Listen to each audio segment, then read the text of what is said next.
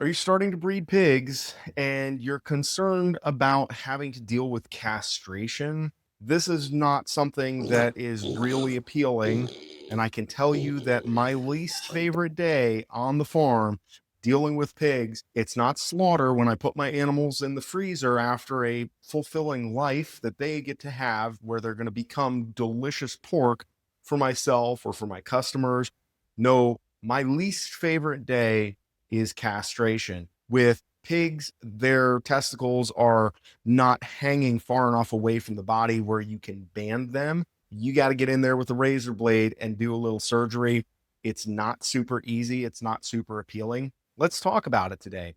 I'm Stephen Riker, and this is Rowan Ridge Farm. We are raising heritage hogs and breeding them on pasture in the free state of New Hampshire. And we're doing all this the old fashioned way, a little bit at a time. And we are growing and trying to encourage other people to do the same and to get involved because protein and food security is freedom and independence. And that's something that is in short supply these days with the way that the world is going around. So we want to make America farmers again. If that's something that resonates with you, please subscribe to this channel and let's establish that connection and keep this conversation going because I have a lot more videos to come out, both about breeding pigs, which I have a playlist where I did a deep dive into breeding and getting started in breeding. I will link that down below, but also just about the world of farming and the reasons that I got into farming as somebody who didn't have any background in this stuff. And I've only been doing this for about 4 years, but I've really jumped in with both feet and I love pigs and I want you to love them too, because I think bang for your buck in terms of generating protein that is high quality, delicious, fun, and relatively easy and simple.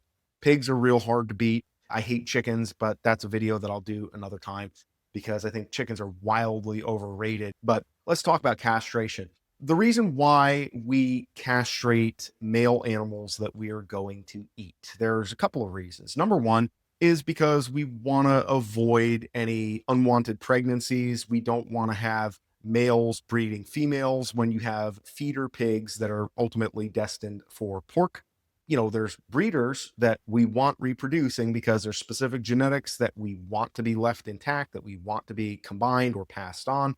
Those are our breeders. Our feeders, we don't necessarily want those genetics passing on. And so we want to know clearly like who's the daddy, and we want to make sure that anybody who is not intentionally desirable from a breeding standpoint, we don't want those genes in the pool. And castrating is one way to make sure that we can have male pigs without worrying about that getting passed on. The other thing is when we're talking about keeping a boar, and if you look in the playlist that I did about keeping a boar versus AI, my personal proclivity, my preference is to keep a boar. And in that video, I go through all of that in excruciating detail, why I'm of that mindset. One of the reasons why you would castrate a male pig is because of the fact that when you have a castrated male, they'll typically be a little bit more docile. They're not as hormonally driven, all the testosterone and, kind of fight for breeding rights with the other females and with other males in that mixed company, perhaps. And so you can have a heterogeneous group that you have males and females all mixed in there together, and you don't have to worry about breeding and you don't have to worry about undue aggression because males are fighting over females or anything like that. And it kind of keeps the personality under control. The other thing, which I think is really the main reason why most people castrate their male piglets, is because of a thing called boar taint. Boar taint is basically a strong, musky smell that male pigs, when they are ultimately butchered, will have if they are left intact because they have the capacity to breed. And if you've ever been around a male hog, a boar who is breeding, and he is feeling romantically inclined towards a sow or a group of sows, you can smell them a decent ways away. It varies a little bit in degree and in strength, but when you have a hog that's in the rut, you can smell them. And it's not a great smell. It's not something that I would want to have coming out of the frying pan to greet my guests that are coming over to my house for Sunday dinner. It's not great. And so for that reason, to remove boar taint from the meat so that we can have clean meat that is not affected by any sort of taint. We castrate them at a young age. And I see posts fairly frequently on Facebook where people are asking, how do I castrate a 600-pound boar? There are people that have great methods for doing that using like cattle chutes and all other kinds of methods, and giving whiskey and having like several people to hold on to them and going through all this stuff. I would strongly recommend against doing it that way, at least in my experience. I think you have a window of time when they are little where you can castrate them. At some point, I will offer a video where I will show in excruciating detail that is not permitted on YouTube exactly how I castrate my piglets. They leave tiny, tiny little scars that heal up beautifully. I probably missed my calling. I do work in medicine, like people medicine, as a registered nurse and as a diabetes educator, because I've also lived with type 1 diabetes, which kind of is what got me into farming, because I eat a lot of protein so that my blood sugar stays decently controlled. You have a window of time to do that before they get too big. And then after that, it's a pain. And so the question is, do you really need to actually castrate? And some people take for granted that you do, and other people take for granted that you don't. And I just want to shed a little bit of light on that topic, because boar taint as a thing only really exists in about 15 to 20% of male hogs. Now, there is a gentleman named Walter Jeffries, I believe Sugar Mountain Farm is the name of his website. If you Google anything online about pigs and you find a forum response, Walter is the guy that you're gonna, I mean, he kind of like wrote the book on everything with pigs in the, I don't know, early 2000s, on all like the forums and stuff like that.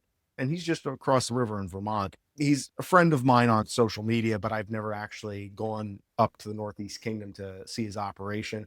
He swears that he has found a way to breed boar taint out of his animals. And so he just doesn't castrate. And he says the meat tastes fine and it's not an issue, because to start with, you only have 15 to 20% of them that even carry the genetics for having that kind of a smell and a taste to the meat where it's tainted in the first place. So if you're able to breed and select carefully, you can remove that from the genetic lineage, and then everything you're passing on is good to go without any castration, which sounds interesting, although there's still the other reasons that I mentioned about just generally aggression on unwanted pregnancies that you might still feel the need to castrate for. And then the other factor that I think is lesser known is the fact that only about 15 to 20% of people are able to smell and taste boar taint. So you could have a boar who is tainted, but a person who doesn't taste the taint, and everybody's fine. Or you could have a person who is very sensitive to taint, but a boar who is not tainted, even though they're intact, and it would still be fine. So basically, this is relevant if you have a boar who has performed his services as a breeding animal and he is going to be shuffling off this mortal coil, and you're left with the question of, well, now what do I do with them? There's a couple options that you have, and I have done all of these at various points with breeders that I have dispensed with. One thing is just leave them aside so they're not in service. You don't have to castrate them, but just keep them away from the girls a month or two. More is better, but like at least a month. Keep them away from the girls so that they're not getting all worked up, so that you can smell them. Keep them so they're not getting aroused. And you want to give them some company. So a lot of times I'll put a barrow or another castrated male with them so they have a little company, and they just kind of have a bachelor thing going on. They all hang out there and they're happy and nobody's getting romantically engaged. And then their hormonal levels they drop down, and so the risk for taint in the meat also drops with that. And then I've slaughtered them and eaten them without any issue, and there's no problem. And I have no reason to believe that the boars that I have done this with were specially bred to remove any possibility of taint from their meat. But I always taste a little bit before I invite other people into the question of, do you want to buy some, or do you want to take some, or are we making something out of this meat where it's going to be shared further and wider than just my own self and my own family. But what I found is that I had a big boar who was, I mean, he was a big boy and he was fully intact. And he just didn't really get the job done as a breeder. And I was able to put him in the freezer, made delicious bacon out of him. He was about 800 pounds. And so I sold half of him to another guy. And I told him, full disclosure, taste it, make sure you're okay with it, take it home, fry a little bit up for your wife, make sure she's okay with it. And then you can take it and do whatever. And he was more than happy with the quality of the meat, with the way that it tasted. There was no taint. Everybody was good. There's a couple other options that you can use dealing with a male that's intact. I think just separating them for at least 30 to 40 days is at baseline. You should at the very least do that. The other thing that you can do in addition is make sausage out of them, because you're inviting in more flavors to kind of cover some of what you have going on there with the meat. And when you put in enough seasoning into the sausage, it should be enough to cover the flavor of the taint, because it's not super, super strong. It's not like awful. It's just a little bit. And the other thing that a lot of people are not aware of is that boars are not the only ones that have this. If you get a sow or a gilt who is in her estrus at that time of the month when she's in heat, and you slaughter her at that point because of her hormonal levels, she also will have a taint in her meat. Now, the difference is that with the females, their taint that is in the meat, it is not tasted, but it is smelled. So the meat will smell like it is tainted when you cook it, but then when you eat it, it tastes fine. But one way to just kind of cover all of that, paper over it a little bit, is make some sausage, some kielbasa, cure it. The spices and the salt, all that stuff will go a long way to make sure that you're not dealing with anything unpleasant. But keep in mind that the risk of unpleasantness is already fairly small. And then you can further stack the deck in your own favor by just adding some seasoning, making sausage from there, from that point forward. And then lastly, dog meat is the other thing that you can do if you're fairly certain that the meat is tainted and it's too tainted to be able to make sausage out of it, and it's just going to be a problem. What you can do is grind it up and look for people in your area that just want raw meat that they can feed to their dogs, because there's a lot of people that are taking an interest in what goes into their dog food. In this area, there was a guy that used to buy some of the bones and some of the trim that we had left over after butchering, and he would feed it to his sled dogs. He was a sled dog racer, and he had a whole team of Malamutes, I believe, and big working dogs, and he would feed them a lot, and he would take a lot of our trim out of here when we were butchering. And so dog meat can be a potentially even a lucrative way to turn over if you can establish relationships with people who have hunting dogs in your area, where they can get a reliable and large quantity of meat that they can put into the mix for their dogs. That could be something to look into. I do know that you have to be careful with dogs in terms of giving them too much fat. So you may need to be careful and do a little research about how much fat you're actually putting into the dog meat, into that ration. You want to make sure that mostly what you're giving the dog is mostly lean and not too much fat going along with that. But that's another option for how you can deal with a boar who has been in service.